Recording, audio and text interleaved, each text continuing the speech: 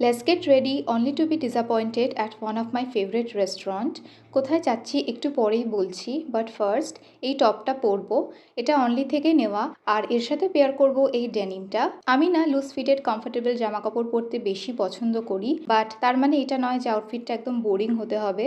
যেমন এই টপটা ওয়েস্টে টাই ডিটেলিংটা আমার ভালো লেগেছিল, তাই এটা নেওয়া। চয়েস অফ ইয়াররিংস হচ্ছে এটা and it's from H&M। Makeup তো আগেই করে নিয়েছি, এবার চুলটা একটু ঠিক করে নেব। আর লাস্টে অ্যাড অন করছি এই ব্রেসলেট আর আমার ডেইলি ওয়্যার ওয়াচ, যেটা ক্যাশিওর। Anyways this is the final look. আর এই ব্যাগটা নেব, যেটা এরকম হাতে অ্যান্ড স্লিং দুভাবেই নেওয়া যায়। এবার বলি কোথায় এসেছি। এটা হলো CC1-এর চিলিজ, বাট খেতে যাওয়ার আগে একটু ভিডিও অ্যান্ড পিকচার্স ক্লিক করছিলাম। ফার্স্ট অফ অল তো চিলিজ মেনুটা এত হিউজ, ডিসাইডই করতে পারছিলাম না কি নেব, আর খুব ক্রাউডেডও ছিল।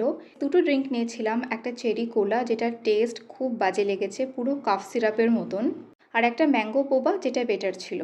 দেন নিয়েছিলাম ক্যালামারি, যেটা বেসিক্যালি ফ্রাইড স্কুইড, আর এটা পুরো তেতো লাগছিল। আমার মনে হলো ব্যাটারে সোডা বেশি দিয়ে দিয়েছিল, যার জন্য এরকম লাগছিল।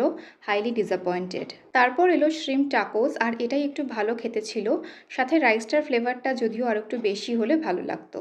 Last but not the least নিয়েছিলাম গ্রিল চিকেন লেগ, আর এটাতেও ডিসঅ্যাপয়েন্টেড হয়েছি, কারণ চিকেনটা একদম ফ্রেশ ছিল না, কীরকম যেন একটা লাগছিল, ভেতরটা ব্ল্যাক, একদম সফটও নয়। এই যে আমি আগেও খেয়েছি, বাট এই ফার্স্ট টাইম ডিসঅ্যাপয়েন্টেড হলাম। Let me know if you have tried. ভালো লাগলে লাইক অ্যান্ড সাবস্ক্রাইব। বাই।